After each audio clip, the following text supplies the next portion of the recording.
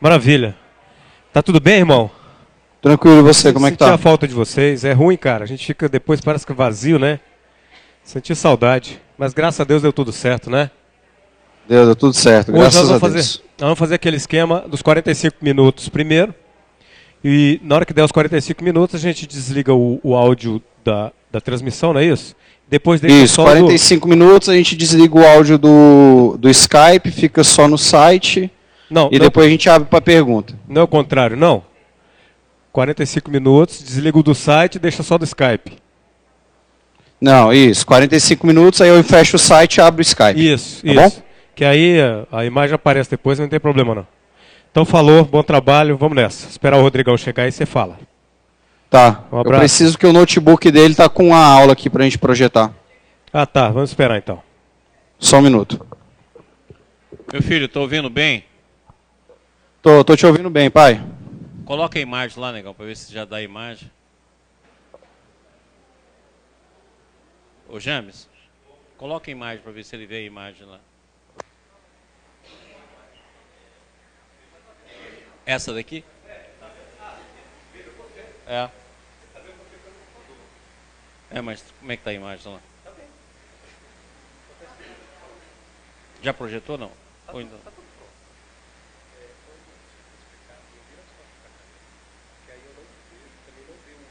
Eu tenho de ir para ali. Tá bom. Beleza.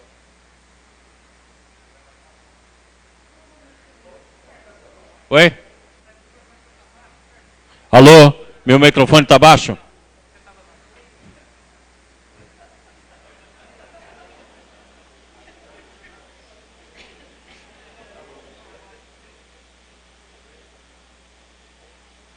Foi uma palestra que eu fui lá no Rio de Janeiro. Aí tem de gravar por causa do microfone. Aí quando acabei, uma velhinha chegou assim para mim: doutor, não dá para falar sem o microfone não, porque só a sua voz já tá bom.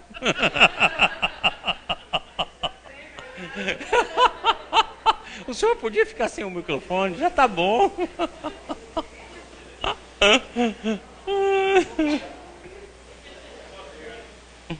Precisa disso não, já veio com o alto-falante.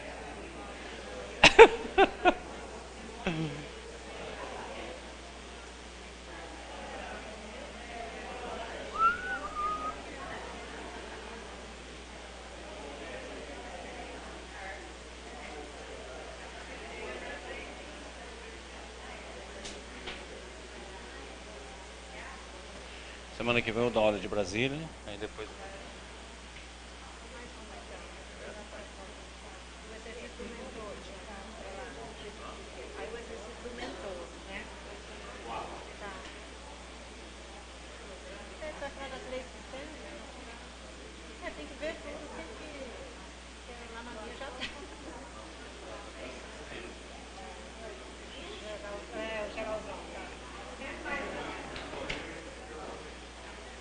Aí, meu filho, pronto? Podemos começar?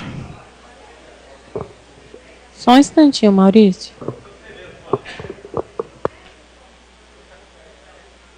Podemos começar?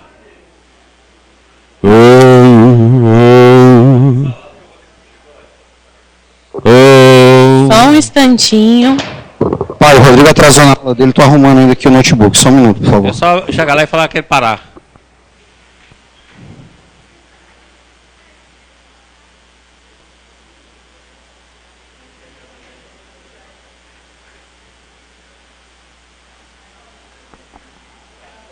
Essa começou, hein?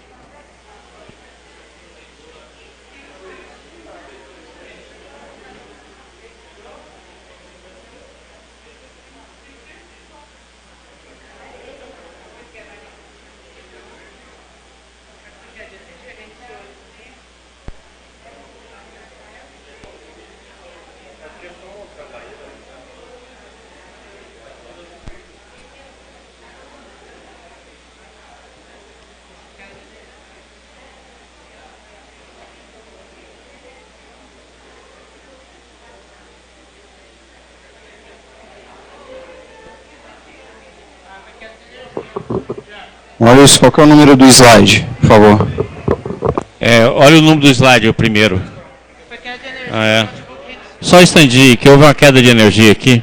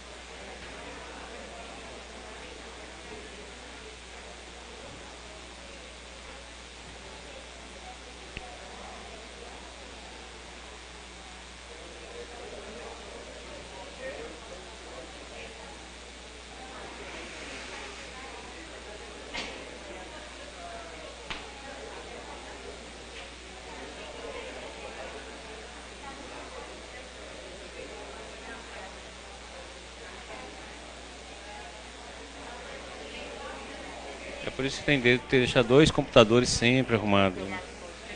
Não, o meu tá aí. Pois é, mas tem de conectar. Pois é, mas esse negócio eu comprei e não fiz, não adianta. Tem de fazer. Quantas vezes que eu já falei que tem que ter 2 computadores? Falei, quantas? Falei hoje?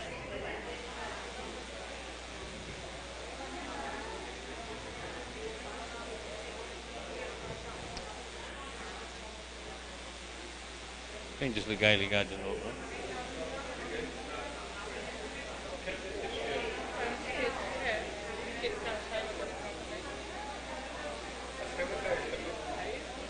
Não tem de ligar e desligar?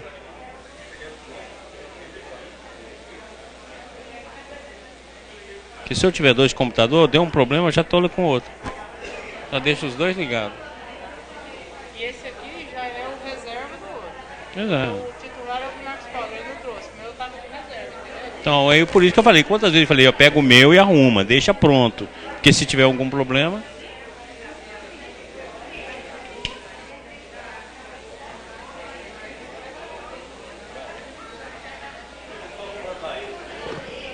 Maurício, Oi. é o slide As Leis Sistêmicas, né, hoje? É onde tá assim, as leis sistêmicas. Ok, já estamos no slide já. Beleza.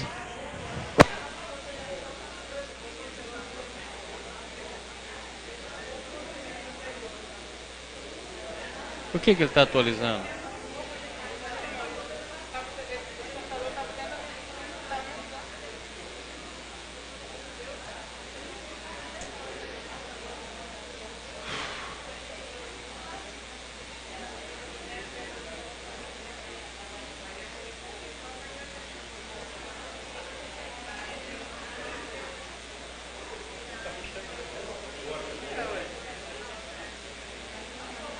Ah, não vai dar não.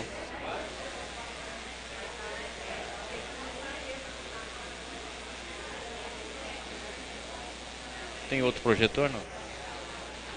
Tem outro projetor?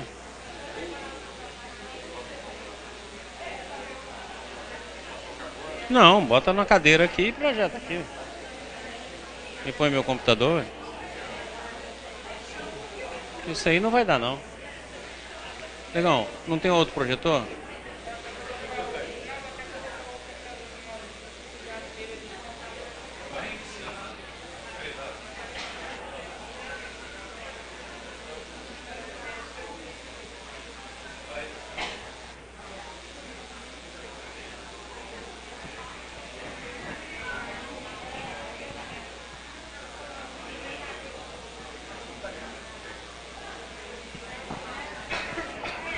Pessoal, atenção. Pessoal, atenção, vamos preparar para a aula. Vamos ajudar com a vibração aí. Maravilha.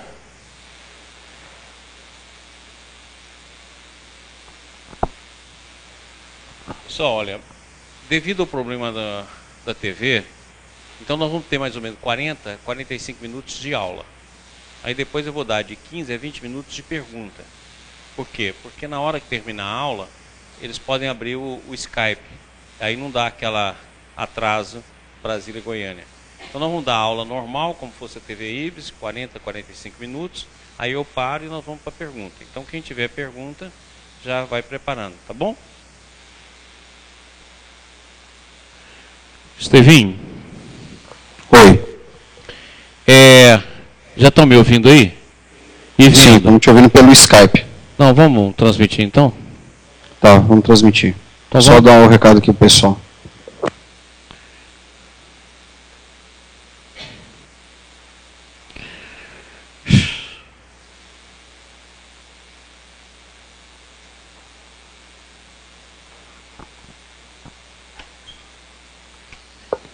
Ok, Maurício. A gente vai fechar o áudio do Skype agora e vamos abrir o do site. Só um minutinho, filho. Deixa o Skype aberto por causa da norma. A norma vai dar o exercício. Ok? Ok. Sim.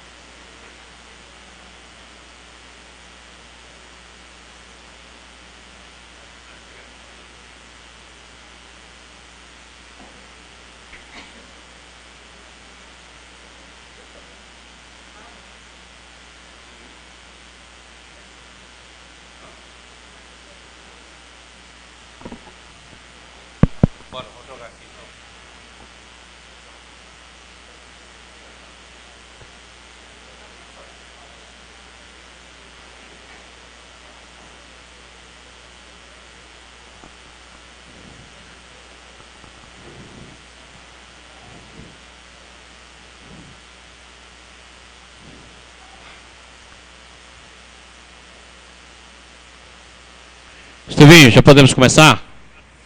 Sim, aqui em Brasília já estamos prontos. Jambi, já está transmitindo? Já está aparecendo a imagem já na internet. E aí, já está projetando a minha imagem aí já? Já, na internet já está. Só seu áudio está pelo Skype, para fazer o exercício. Tá, mas a minha imagem já está aparecendo aí projetada? Já está aparecendo já. Pessoal Tá de Brasília, boa noite. Semana que vem eu vou estar dando aula aí. Hoje não foi possível, porque nós recebemos uma visita aqui dos amigos de São Paulo. O Adriano esteve aqui fazendo umas entrevistas. Então semana que vem eu vou estar aí. E nós vamos fazer da seguinte maneira, por causa do problema do som. Eu vou dar uma aula em torno de 40, 45 minutos. Aí quando eu terminar a aula, nós vamos para a pergunta. Então se você tiver pergunta, anota ou guarda. No final, em torno de 15 a 20 minutos, será de pergunta. Para que não tenha pergunta durante a aula, por causa do atraso que está tendo no som. Então vai ser uma aula reta, qualquer coisa que tiver o Estevo comunica aqui. Então nós vamos fazer o exercício, vamos fazer a prece, e logo depois do exercício e a prece, nós iniciamos então a nossa aula. Vamos lá. Norminha.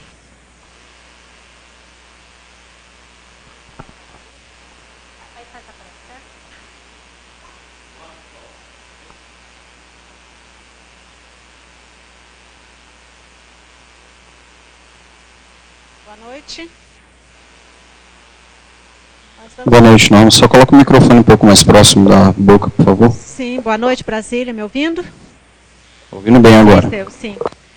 Nós vamos iniciar com um exercício sistêmico nesta noite, no movimento espiritual voltado para a doença, para a dor.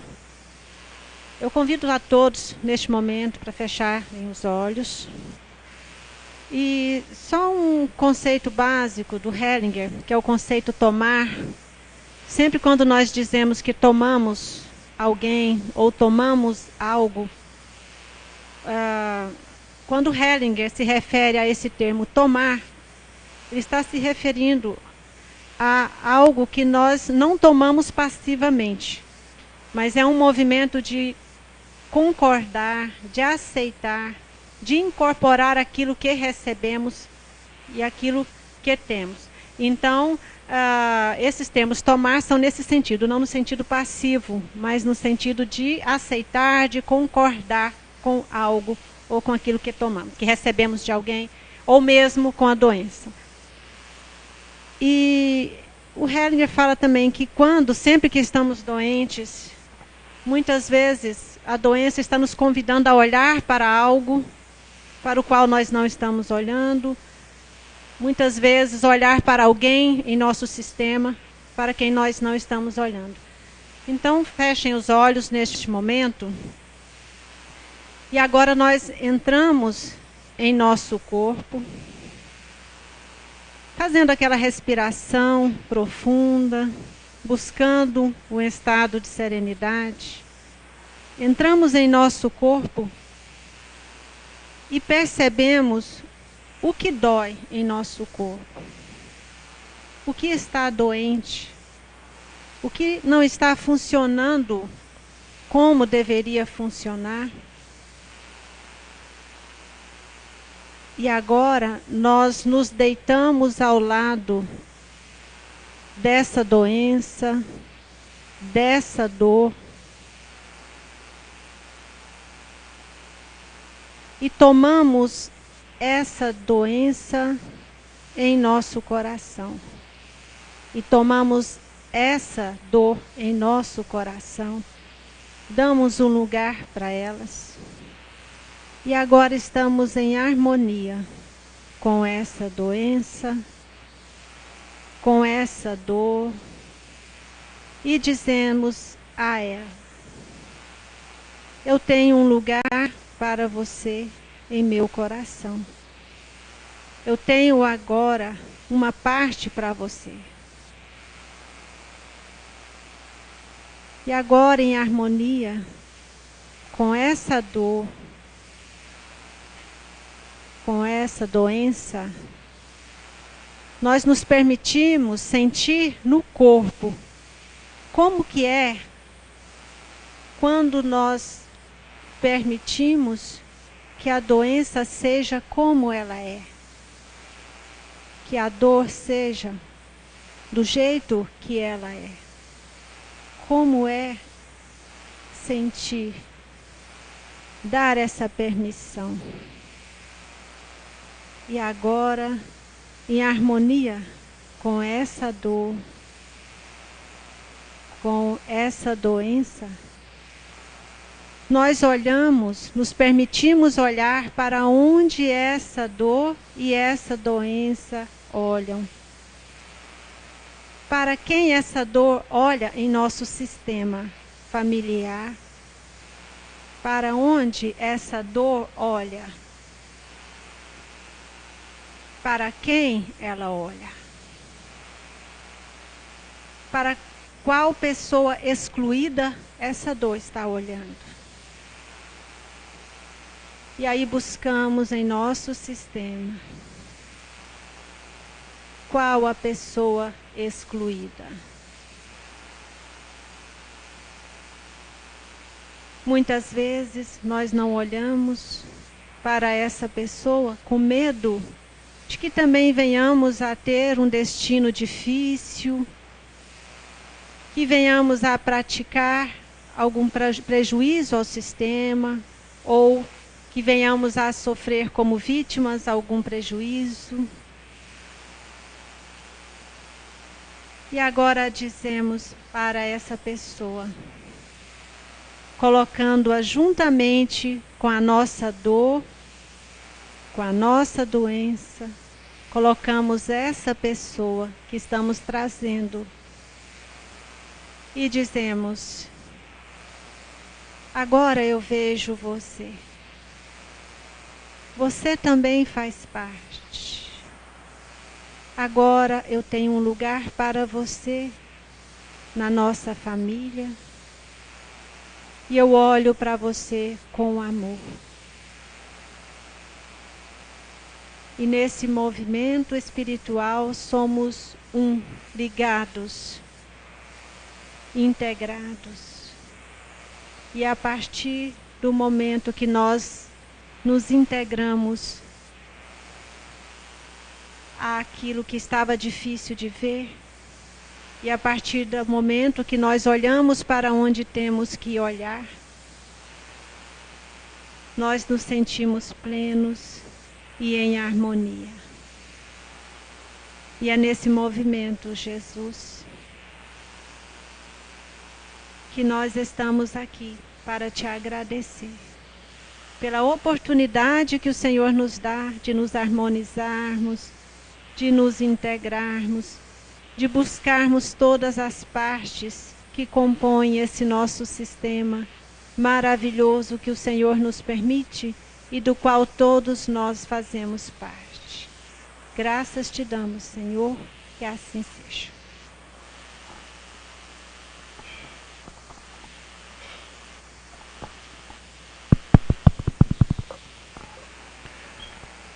Tudo bem, Estevam, está ouvindo bem? Sim, eu vou fechar o Skype agora e vou abrir o site, tá? Aí qualquer coisa se fala, tá bom? Tá, só um minuto. Estevam, está ouvindo bem?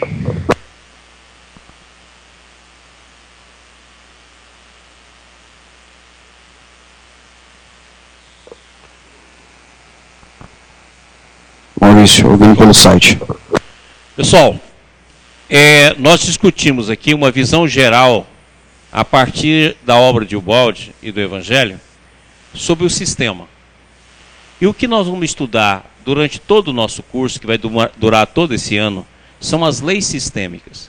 As leis sistemas aplicadas à vida, as leis sistêmicas aplicadas à família, as leis sistêmicas aplicadas ao psiquismo, as leis sistêmicas aplicadas no campo da ecologia, as leis sistêmicas aplicadas no campo da vida, no campo do pensamento, no campo da administração. É isso que nós vamos estudar durante o ano todo. Mas antes de estudar essas leis, do qual deriva todo o pensamento sistêmico, eu resolvi então pegar no Evangelho as leis sistêmicas que o Cristo nos dá para que a gente possa voltar ao sistema. Ou seja, é uma lei sistema muito mais ampla, de onde todas as leis irão derivar. Então nós pegamos no Evangelho de Jesus todas as leis sistêmicas, que significa o seguinte: como eu faço para voltar ao sistema?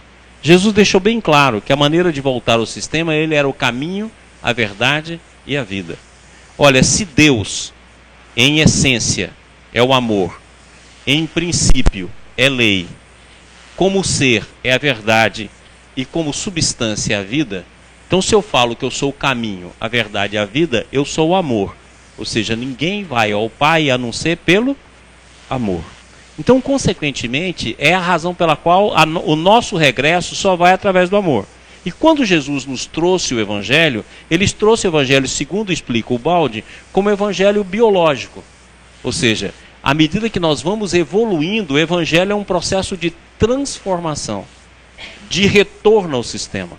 Então, pensando assim, eu selecionei as leis sistêmicas, do qual vai derivar as leis sistêmicas ecológicas, as leis sistêmicas familiares, as leis sistêmicas psíquicas, entendido? Então, quais são essas leis? Como é que eu faço para voltar ao sistema? Qual o caminho que eu tenho de seguir para poder voltar ao sistema? Entendido, então?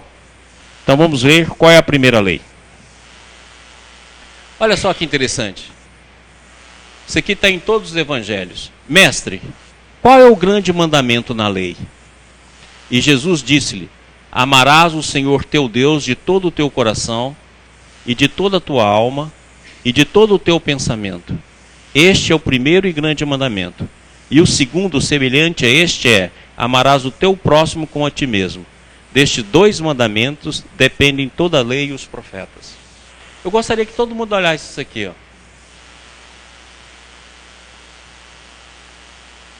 Olha bem o que ele diz. Amarás o Senhor teu Deus de todo o teu coração. Então isso significa o quê?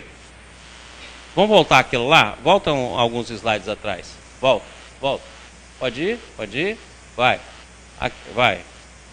Pode ir. Aí, volta não, vamos. Desce. De novo, mais um. Aí.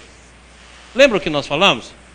Olha aqui que Jesus está falando. Amarás a teu Deus de todo o teu coração, ou seja, de todo o teu sentimento. É aqui que reside o campo. Ó. Amarás o teu Deus de todo o teu sentimento. Por quê? Porque nós só temos sentimento. Porque o sentimento vai fazer ligação com o amor. Entendido? Então, ó, amarás o teu Deus de todo o teu sentimento. De toda a tua força. Olha a força onde está. Ó, a força vem da consciência, que aqui está representada de toda a tua alma, que são os campos coletivos, certo? De todo o teu entendimento, alguns traduzem como de todo o teu pensamento, entendido?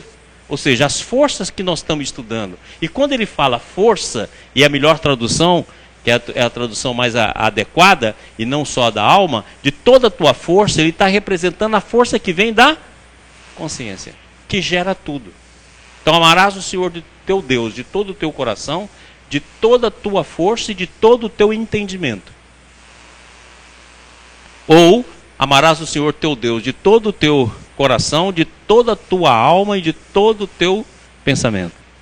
São as traduções existentes. Eu gosto mais, amarás o Senhor teu Deus de todo o coração, de toda a tua força, que é a força da consciência, e de todo o teu entendimento, que vai além do pensamento, que é aquilo que você consegue compreender. Então, na verdade, a primeira lei é essa. Por quê? Porque foi exatamente no fenômeno da queda que nós deixamos de amar a Deus. Porque ele foi caminhando desde o processo do poder, foi contraindo até chegar na negação. Quando nós chegamos na negação, Deus ficou latente dentro da nossa alma. E todo esse amor que gera a carência, que todos nós somos carentes. Nós não somos carentes apenas um do outro. Nós somos carentes substancialmente de Deus. E é esse amor de Deus que falta na nossa alma. Por isso que nós temos a carência que a gente desloca para alguém, para alguma paixão, para algum tipo de amor. Mas a carência é de Deus. E ela só cura com Deus. E é por isso que o primeiro mandamento é esse. Ele fala, eis o segundo mandamento. Por quê? Desce mais um pouquinho aqui, negão. Desce. Oi?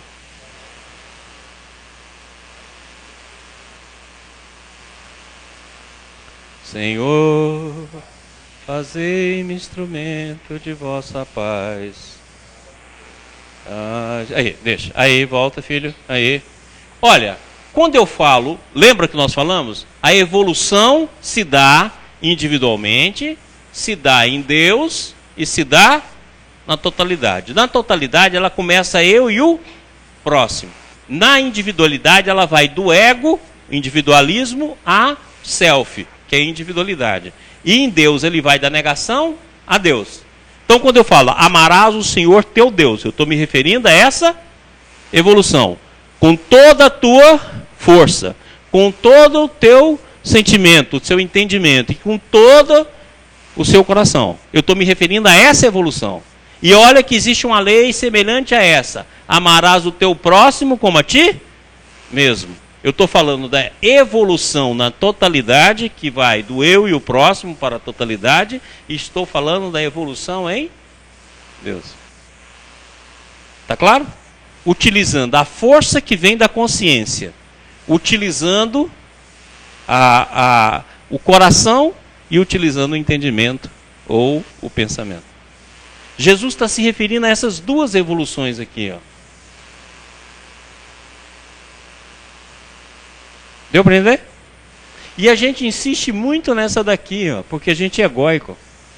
Toda vez que você fala assim, se eu não amar a mim mesmo, eu não amo o próximo. Isso é a maior idiotice que existe na face da Terra.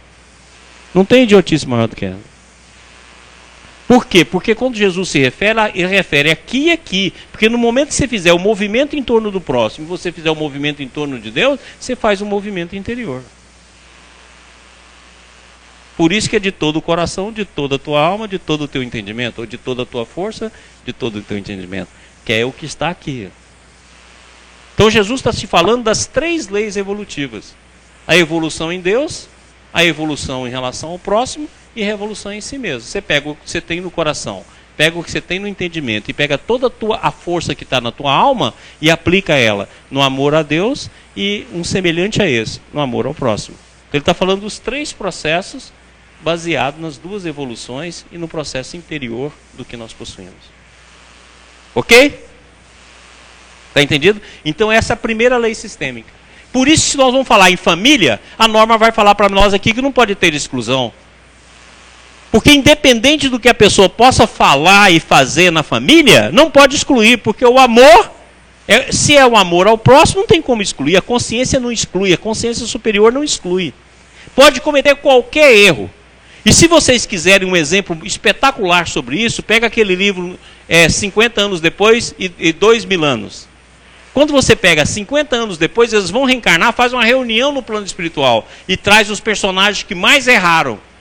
E uns não querem nem aceitar. E o mentor então junta todo mundo e fala, não, vamos descer novamente. Ou seja, inclui todo mundo. Então a consciência superior, como o Bert Helling ensina, não exclui. Por quê? Porque a base de todo o processo evolutivo é amor a Deus e amor ao próximo. Então ninguém pode ser excluído. Por isso que a primeira lei sistêmica, você não pode excluir nunca. Pode ser um capeta, não pode excluir. Por quê? Porque a lei que dirige o movimento individual, o movimento coletivo e o movimento em Deus é a lei de amor. Então não existe exclusão na lei do amor. O amor sempre inclui, ele nunca exclui. Essa é a primeira lei. Por isso que a norma já deu vários movimentos para nós. A não exclusão do pai, não exclusão da mãe, não exclusão da família, não exclusão da sua dor. Não, nada pode ser excluído. Então se você tem alguma coisa que você exclui, reveja. Ok? Próximo. Segunda lei sistêmica. Um novo mandamento vos dou, que vos ameis uns aos outros como eu vos amei a vós. Olha que interessante. Jesus vem e fala que o primeiro mandamento, quando ele é interrogado pelo jovem, qual é o maior mandamento da lei? Ele fala, amar a Deus sobre todas as coisas, com toda a tua força, com todo o teu entendimento, com todo o teu coração. E um exemplo semelhante a esse, amar o próximo como a si mesmo. Mas na hora que Jesus termina a sua missão entre nós, ele repete, olha que coisa, mudou completamente, ó. Um novo mandamento. vos dou que vos ameis uns aos outros como eu vos amei a vós. Ou seja, já é totalmente diferente. Não é mais simplesmente amar, é amar como ele amou. E como ele amou? Cuidando, sacrificando, doando a própria vida, cuidando de todos, sustentando a dor de todos, curando a todos. Então é completamente diferente, não é só o amor que já tinha sido dado lá no Eclesiástico, que tinha dado lá no Levítico, que estava lá no Deuteronômio, que era uma lei que já Moisés havia ensinado. Não, aqui é diferente, por isso que ele fala um novo mandamento. Não é mais tão somente amar com toda a tua força, com toda a tua alma, com todo o teu entendimento, com todo o teu coração. Mas é sobretudo amar como eu amei. Por isso que ele fala, um novo mandamento eu vos dou. Que também vós uns aos outros vos ameis. Nisto todo conhecerão que sois meus discípulos, se vos amardes uns aos outros. Olha, nós brigamos por nome de Jesus, nós brigamos por campo de doutrina, e no entanto só é discípulo de Jesus quem ama como ele amou. Olha que diferença. E você fala, mas como é que eu faço isso? E ele deixou o recado. E dizia a todos, se alguém quer vir após mim, negue-se a si mesmo, tome cada dia a sua cruz e siga-me. Me diz uma coisa, o que é negar a si mesmo? Volta lá naquele exemplo. Mais. Volta aqui, volta mais. Olha bem, quando ele está falando o si mesmo é o ego. Se você não negar o ego, você não descobre. E a gente faz o quê? A gente fala assim, a minha maneira de ser, eu sou assim. Não, isso é o ego. Então todo movimento de alma nossa tem de ser contrário ao ego. Entendeu por que é difícil? Porque aqui está o ego. Vou representar aqui pela norma. Aqui está o ego. Está claro? Eu tenho de fazer o movimento contrário do ego. E aí por isso que dá força de inércia. Porque romper com o ego significa romper com o seu desejo, romper com a sua vontade, romper com o seu prazer, romper com a sua intenção, romper com os seus conceitos, romper com o seu condicionamento. E isso aqui que é a força de inércia. E para mim é dificílimo. Eu prefiro fazer o movimento com o ego, até o movimento espiritual eu faço com o ego. Isso não é espiritualização. Tem um livro budista que eu li que é muito bacana. Ele fala, isso aí é espiritualização materialista. Você movimenta com o ego. Eu achei muito legal essa definição.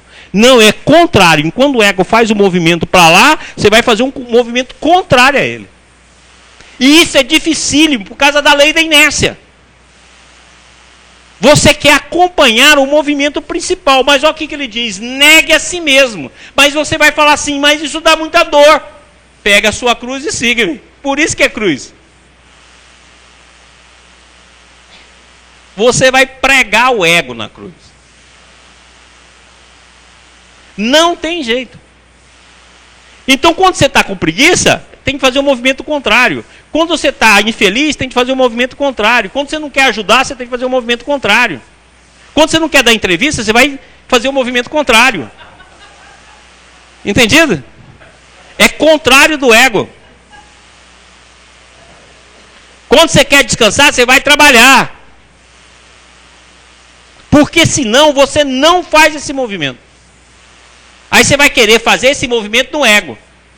Então você não está espiritualizando, você só está rodando em torno do próprio eixo.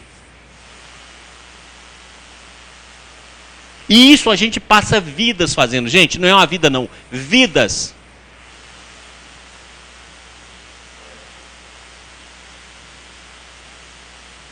Porque você quer fazer o movimento com o ego. E é exatamente o contrário. Voltamos lá em Jesus, a segunda lei sistêmica. Olha, primeiro amar como ele amou. E segundo, negue a si mesmo. E tome a cada dia. É interessante isso. A cada dia, a dor que aparece a cada dia, o problema que aparece a cada dia. Tome a sua cruz e siga. Então é o contrário do ego. Se você não faz um movimento contrário do ego, de uma maneira, você fala assim, como é que eu faço isso, Maurício? Como é que eu olho isso em mim? Olha todos os movimentos que você faz na vida. Qual que você concorda e é prazeroso, é bom, é adequado? E quais que você tem dificuldade de fazer? Você vai descobrir. Quais que você já está fazendo um movimento contrário ao ego e qual que você está preso. E é por isso que é difícil vencer a lei da inércia. É dificílimo. Próximo. Terceira lei sistêmica. E qualquer que dentre vós quiser ser o primeiro, será servo de todos. Então, se eu quero ser primeiro, eu tenho de ser servo de todos. Ele não fala de alguns. É muito bacana isso. Então, só tem uma maneira de você ser primeiro. Se você for servo de todo mundo. É dificílimo isso. Quem quer ser servo? Quer ser patrão. Mas é servo de todos. Vós, porém, não queirais ser chamado rabi, porque um só é o vosso mestre, a saber, o Cristo. E todos vós sois irmãos. E ninguém na terra chamareis vosso pai, porque um só é vosso pai, o qual está nos céus. Olha só, eu acho isso muito bacana. Deus está nos céus. Jesus fala essa expressão o tempo todo. Que céu é esse?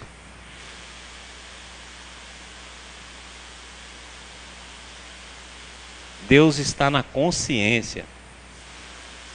Volta lá, negão. Volta. Mais um. Vai.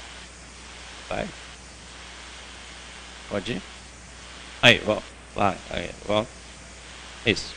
Olha aqui. Se você só vive aqui, ó, na memória, na imagem, no sentimento e no pensamento, e dentro das ondas de inércia, você não vê Deus. Se você vai para cá, os campos mentais coletivos, você vai ter ideia de Deus. Ou seja, vão ser pensamentos, ideias de Deus, imagens, substrato de Deus. Você só vai encontrar Deus na consciência. Então, se você não passar das linhas dos cinturões de imagem, se você não passar do cinturão de ideias, se você não passar dos cinturões arquetípicos, você não sente a presença de Deus. Vamos fazer um teatrinho aqui, por favor. Olha aqui. Então vamos supor que é a minha mente. A mente, Maurício. Vem de novo aqui na arma. Aqui é a mente coletiva ou os núcleos mentais coletivos do qual eu estou ligado. Vem cá, meu anjinho. Aqui é a consciência do qual eu faço parte. Eu não vejo Deus aqui. No máximo que eu posso ter aqui é pensamentos a respeito de Deus. Eu não vejo Deus aqui. O máximo que eu posso ter aqui é ideias a respeito de Deus. Eu só vou Deus aqui na consciência.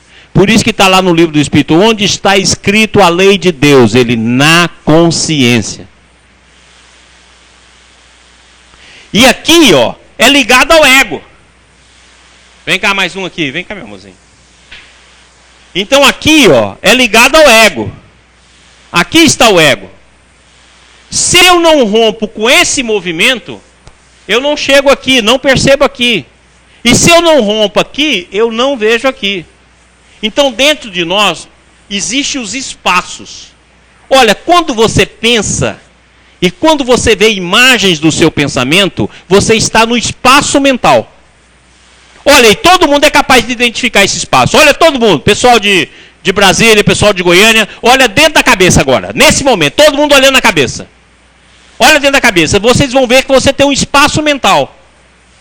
Que tem fala, que tem imagem, que tem palavra, que tem recordação, que tem som, que tem cor. Estão vendo? É um espaço mental, é um espaço que você frequenta todo dia. Só que da mesma forma existe um espaço mental coletivo. Que quando entra nele, você vai ter pensamentos coletivos, visão coletiva, cor coletiva. E tem um espaço consciencial. Olha para a mente de vocês agora. Pessoal de Goiânia, todo mundo, pessoal de Brasília. Da mesma maneira que você está vendo a sua mente agora, com recordação, com imagem, tem um espaço da consciência.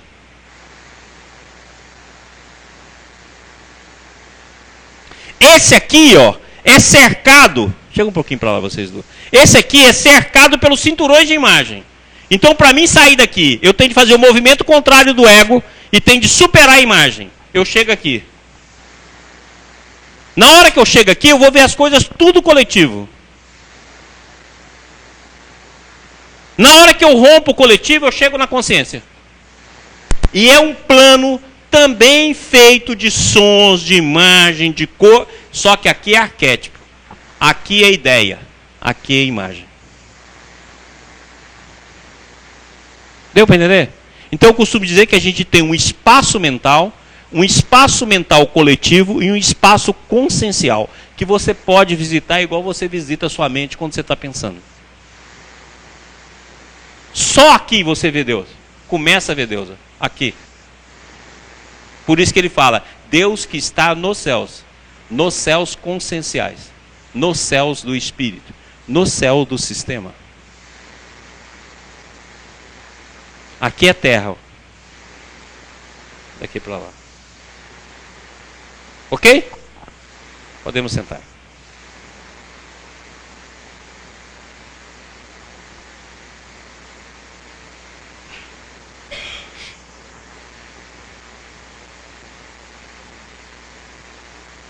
Segunda, terceira. E ele fala, ninguém chama mestre. Por que chama mestre? Porque foi o único título que Jesus pegou para si mesmo. Eu sou o vosso mestre. Jesus vai aparecer no Antigo Testamento com o nome de Jeová, Iavé, Senhor, Melquisedeque. E todos eles, ele fala, se você me chama de Senhor, chama mais correto, porque eu sou. E quando ele pergunta para os escribas e fariseus, como é que o Cristo pode ser filho de Davi, se Davi fala, Senhor, senta, que eu vou reduzir os seus inimigos aos cabelos dos teus pés. Mas se ele chama o Cristo de Senhor, como é que ele pode ser filho dele? Então ele mostrando que é ele, ou seja, Senhor, eu sou o Senhor. E ele fala na estrada de Maús, quando ele ressuscita, ele fala para os discípulos, Moisés escreveu sobre mim, que é Jeová. E vai aparecer conosco o nome de Jesus e do Cristo, ou de Emmanuel, quer dizer, Deus conosco. Então, consequentemente, o que ele está falando? Olha, mestre só tem um, que é o Cristo. Por isso que ele fala, vós me chamai de mestre, e realmente eu sou. É o único título, não aceitou título de bom, aceitou título de mestre.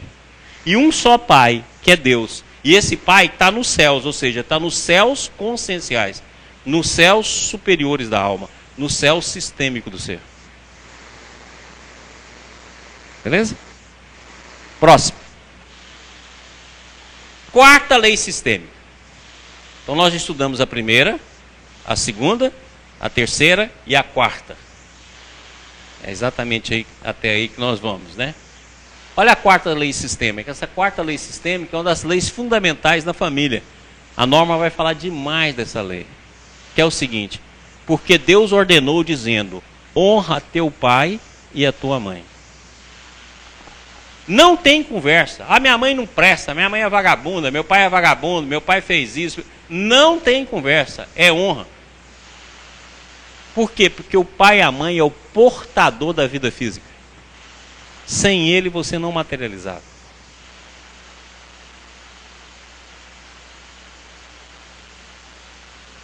E não tem como você falar assim, eu não nasci nessa família, eu nasci na outra. Não tem como.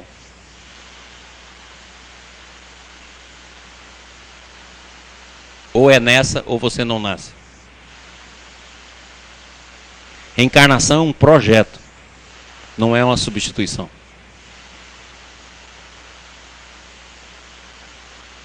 Então, honra teu pai e a tua mãe. E olha bem, está lá em Paulo. Mas se alguém não tem cuidado dos seus, e principalmente da sua família, negou a fé, e é pior do que o infiel. Isso é em Paulo. E olha aqui embaixo. Porque qualquer que fizer a vontade de meu pai, que está nos céus, este é meu irmão, e irmã e mãe. Ou seja, os irmãos do Cristo são aqueles que fazem a vontade do Pai que está nos céus. Olha os céus aqui de novo. Nos céus conscienciais. Então, esse honrar pai e mãe é o processo basilar de todo o processo sistêmico.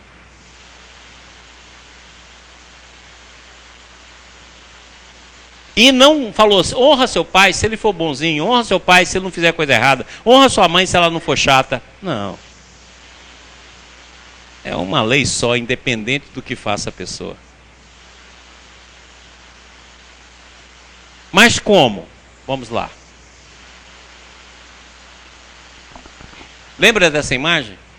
O espírito, quando retorna ao plano físico, vê nos pais as primeiras imagens de Deus e da vida. Então, toda vez que você não honra um pai, você perde a força. Por isso que você vai ficar indeciso, vai ficar confuso, não dá conta de decidir, não sabe escolher, perdeu a força.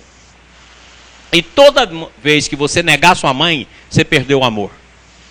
Não ama ninguém, muito menos o marido, que é a coisa que a gente não ama mesmo. Não ama ninguém, não tem como amar. Ninguém, não ama ninguém.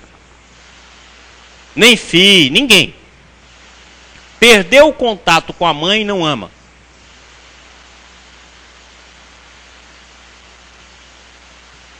Próximo.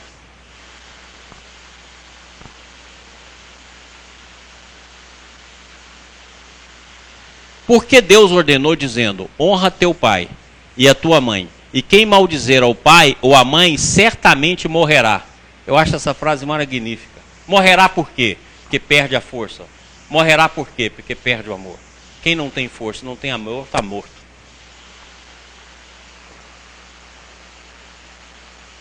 E aí, olha só que interessante.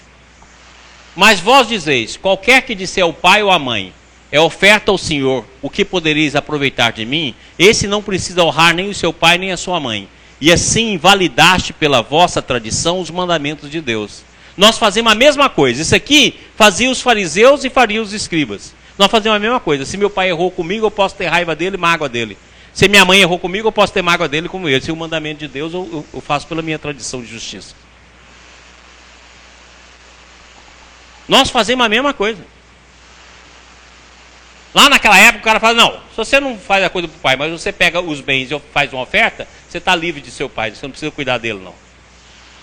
Aí Jesus está dizendo, ó, vocês substituíram, invalidaste o pensamento pela tradição e o mandamento de Deus. Hipócritas, bem profetizou Isaías a vosso respeito, dizendo, esse povo se aproxima de mim com a sua boca e me honra com seus lábios, mas o seu coração está longe de mim.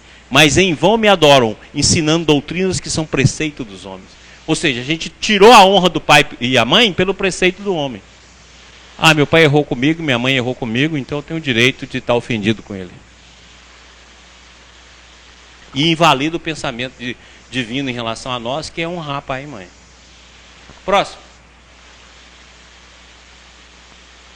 Olha aqui que fala o Evangelho segundo o Espiritismo, para não ter dúvida. Olha aqui que ele fala. O mandamento, honrai o vosso pai e a vossa mãe, isso está no Evangelho segundo o Espiritismo. Ah, deixa eu contar uma piadinha aqui para vocês. Hoje nós fomos almoçar com o Adriano. O Adriano trabalha na rádio há mais de 10 anos. E aí ele sempre falava sobre o Evangelho segundo o Espiritismo. Aí ele recebeu um e-mail, a pessoa falou assim para ele, olha, o senhor vive falando Evangelho segundo o Espiritismo, mas eu estou iniciando. Será que o senhor não podia falar do primeiro?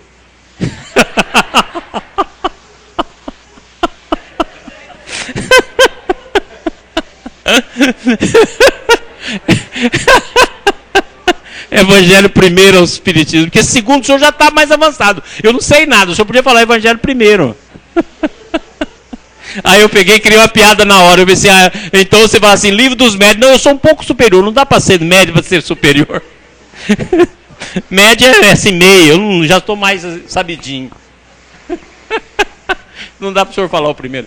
Bom, honrai a vossa mãe. É um corolário da lei geral de caridade e de amor ao próximo, visto que não pode amar o seu próximo aquele que não ama seu pai e sua mãe. Então olha bem o que Jesus fala. Amar o próximo, amar a Deus e amar o próximo. Se você não ama seu pai e sua mãe, você não ama o próximo. Por isso que fala que você morre. Você perde o amor. Então não é só a gente está falando, não. O livro dos Espíritos já fala. Olha lá o que ele diz, ó. Visto que não pode amar o seu próximo aquele que não ama seu pai e sua mãe.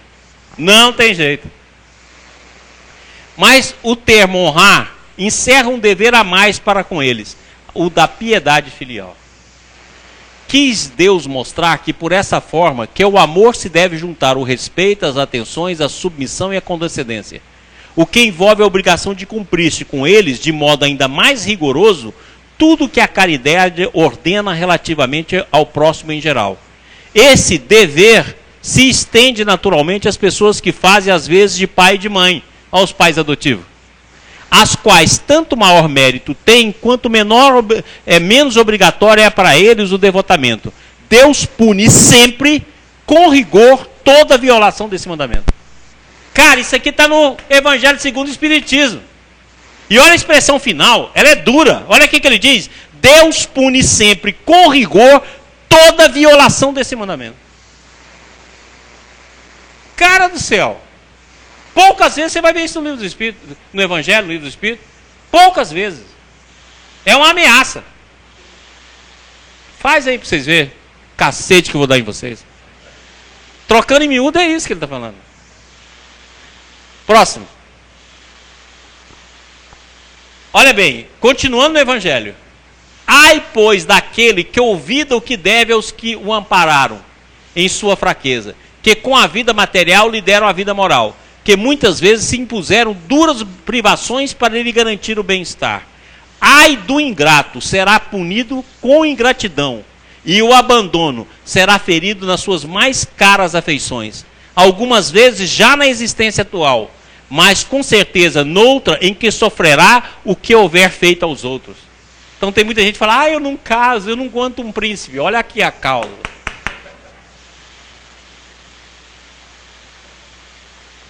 Aquilo que você fez nesse campo, olha lá, e abandono, será ferido nas suas mais caras afeições. Eu gostaria tanto de casar, ter um marido, ter filho. Olha aqui que você fez. Próximo. Agora olha bem, o que fala o Evangelho segundo o Espiritismo? Olha, alguns pais, é certo, descuram de seus deveres e não são para os filhos que deveriam ser. Mas Deus é que compete puni-los e não a seus filhos, não compete a estes censurá-los. Ave santa! Tem pai que não cumpre o dever, mas o dever de julgar não é seu.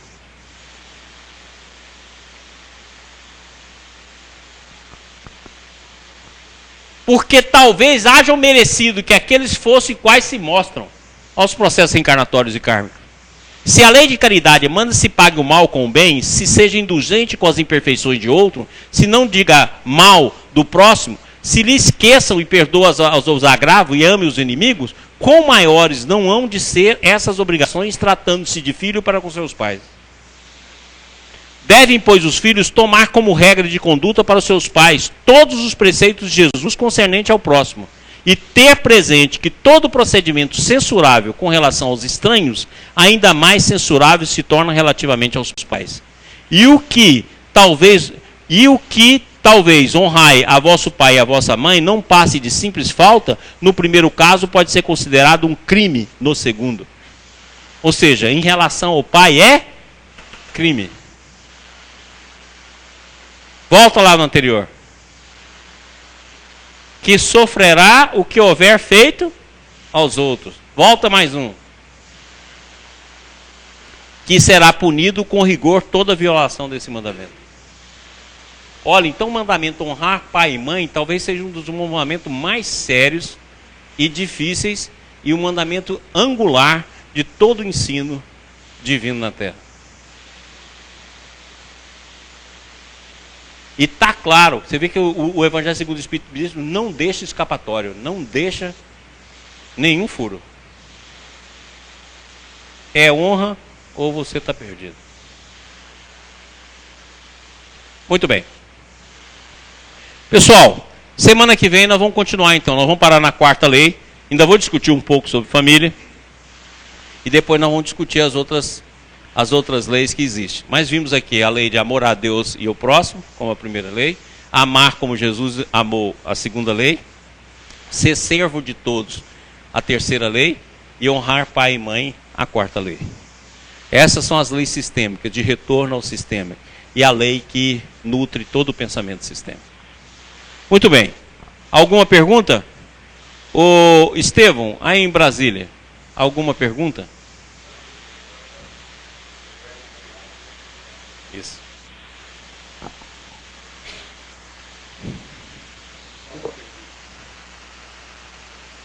Só um minuto. Agora que chegou aqui a sua voz. Aham.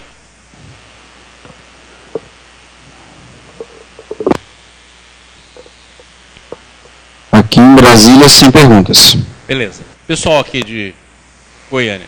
Vamos lá. Paulo, não esquece de falar o nome. Ah, tem?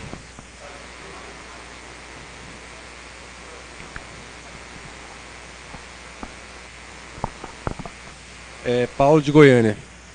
Tem duas perguntas. A primeira é em relação aos mandamentos, né? Tá bom agora? Assim? Sim, estamos ouvindo bem. Ok.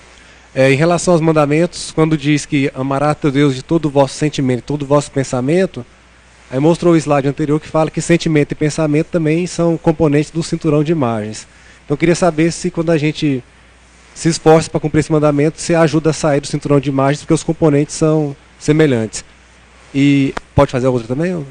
A outra é em questão a abandonar o ego, até que ponto isso pode ser, digamos assim, confundido com o instinto de repressão, se reprimir aquilo que você não quer praticar e cair naquela armadilha que o Freud fala, que tudo que reprime ganha mais força. Então vamos lá. A primeira pergunta, quando fala assim, amar de todo o teu pensamento e de todo o seu sentimento, porque a única coisa que a gente tem a nível da mente humana é a afeição. Ok? É aí que começa o amor. Nós não amamos. Nós temos afeição. Então, se eu começo o processo de afeição a Deus, de dedicar parte da minha alma ao pensamento divino, é isso que vai fazer eu romper a barreira de imagens. Então, por exemplo, eu não amo meu marido, eu tenho afeição pelo meu marido. Eu não amo a minha esposa, eu tenho afeição pela minha esposa. Eu tenho afeição pelos meus filhos. Então, é verdade que você tem, muitas e muitas pais têm aversão a filho. Ou seja, nem afeição ainda chegou na alma. Da mesma forma, em relação ao próximo, nós não temos caridade. Nós temos generosidade. Caridade é um passo que nós vamos chegar quando o amor brotar na nossa alma. Por isso que Jesus foi tão claro, ele fala assim, não sabeis que um pouco de fermento leveda a massa toda? Ou seja, quando eu tiver um pouco de amor, vai levedar toda a massa consciencial, a massa do pensamento coletivo, a massa da nossa mente. Esse pouco de amor que leveda tudo. Por isso que ele falou, se vocês tiverem fé do tamanho de um grão de mostarda, ou seja, a fé do tamanho do grão de mostarda é a menor porção. Nem isso nós temos. A mesma coisa é o amor. Nós não temos ainda, nós temos afeição. Lógico que vai ajudar a romper. Agora, negar o ego não significa reprimir o ego. Para que eu negue alguma coisa, eu tenho de conhecer essa alguma coisa. A negação é um processo consciente de escolha e não um processo inconsciente de mecanismo de defesa da personalidade.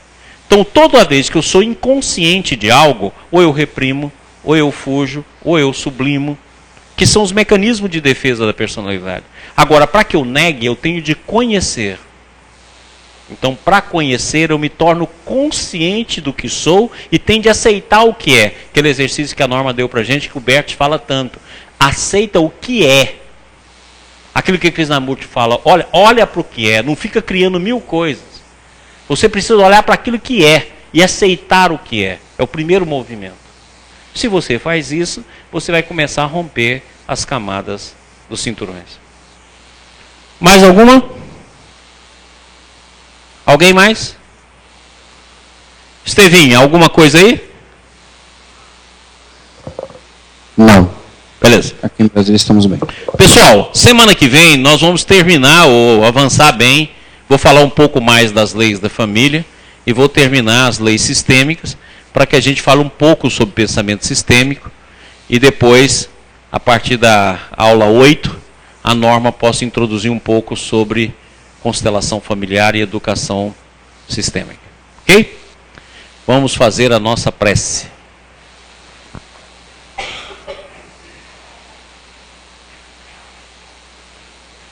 Ok? Estevinho, apaga a luz aí.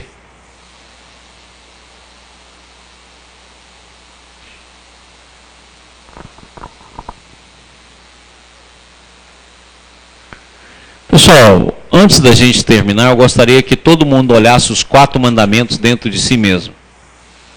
Então eu queria que fizesse bastante silêncio, fizesse a respiração, todo mundo pode fechar os olhos. Vamos lá para o nosso espaço mental. E eu queria que todo mundo olhasse. Amar a Deus com todo o teu coração, com toda a tua força, com todo o teu entendimento. Olha como é que está isso dentro de você. Depois, amar o próximo como a si mesmo.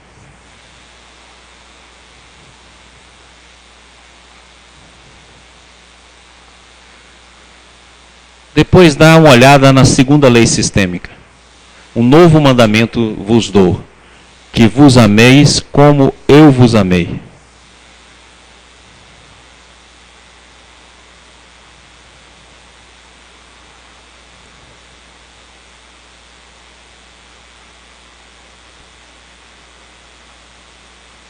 Depois o terceiro mandamento. Aquele que quer ser primeiro, que seja servo de todos.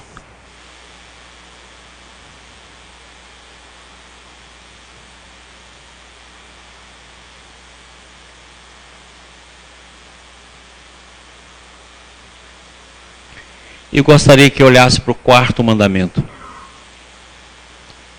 Honrar pai e mãe.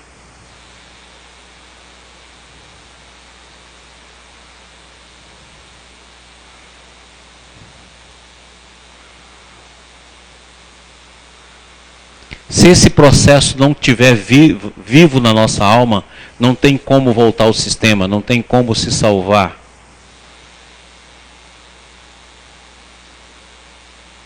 E isso é um movimento, não é um pensamento, não é uma lei religiosa.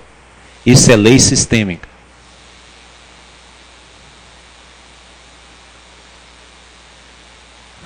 Amado Mestre Jesus, ajuda o movimento da nossa alma, ajuda a compreensão da nossa mente e ajuda-nos a perceber a Tua presença em nossa consciência. Obrigado por tudo, Senhor. Que assim seja.